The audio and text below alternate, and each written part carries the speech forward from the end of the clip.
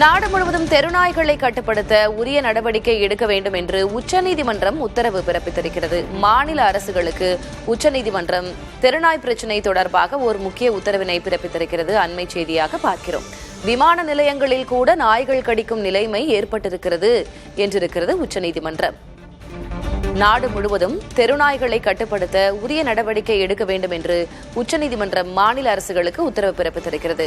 நாய்கள் மூலம் பொதுமக்களுக்கு ஏற்படும் ஆபத்தை தடுத்தாக வேண்டும் என்றிருக்கிறது உச்சநீதிமன்றம். மேலும் விமான நிலையங்களில் கூட நாய்கள் கடிக்கும் நிலை ஏற்பட்டுள்ளது என்றும் இந்த பிரச்சனையின் முக்கியத்துவம் குறித்து அடிக்கோடிட்டு காட்டியிருக்கிறது உச்சநீதிமன்றம். ஒவ்வொரு மாவட்டத்திலும் விலங்குகள் நல மையங்களை ஏற்படுத்த வேண்டும் என்றும் உச்சநீதிமன்றம் தெரிவித்திருக்கிறது. பொதுவெளியில் சுற்றித் திரியும் நாய்களை பிடித்து மறுவாழ்வு மையத்தில் அடைக்க வேண்டும் என்று உச்சநீதிமன்றம் ஆணை பிறப்பித்திருக்கிறது.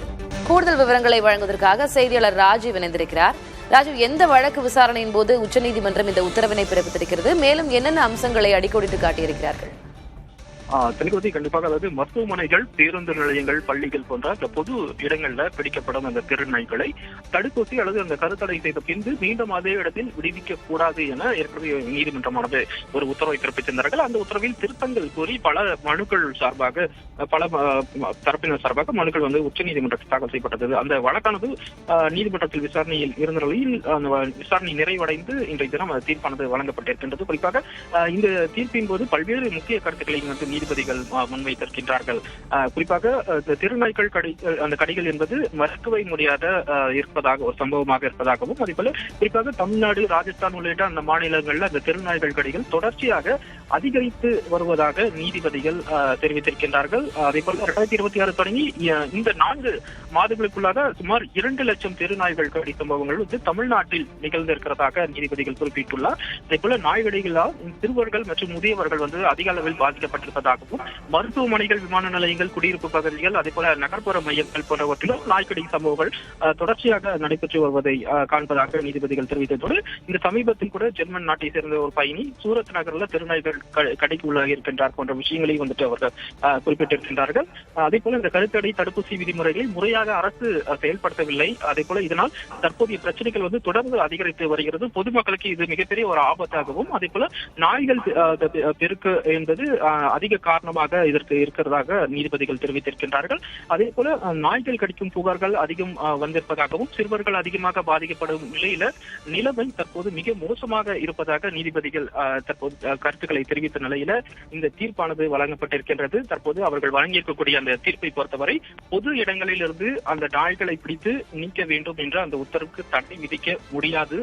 நாடு முழுவதும் தெருநாய்கள் கட்டுப்படுத்த உரிய நடவடிக்கையை அனைத்து மாநில அரசுகளும் எடுக்க வேண்டும். அதே போல நாய்கள் மூலம் பொதுமக்களுக்கு ஏற்படும் ஆபத்தை தடுக்க வேண்டும். உரிய தடுப்பூசி நடவடிக்கை எடுக்க வேண்டும். பொதுவெளியில் சுற்றித் திரியும் நாய்களை பிடித்து மறுவாழ்வு மையங்களில் அடைக்க வேண்டும். அதே போல முந்தைய உத்தரவுகளை செயல்படுத்த உத்தரவானது இன்றைய தினம் பிறப்பித்திருக்கின்றார்கள். அதே போல ஒவ்வொரு மாவட்டத்திலும் விலங்குகள் நல மையங்களை ஏற்படுத்த வேண்டும் எனவும், கருத்தடை தடுப்பூசி போன்ற நடைமுறைகளை முறையாக செயல்படுத்த அனைத்து மாநில அரசுகளுக்கும் உத்தரவிட்டிருக்கிறார்கள்.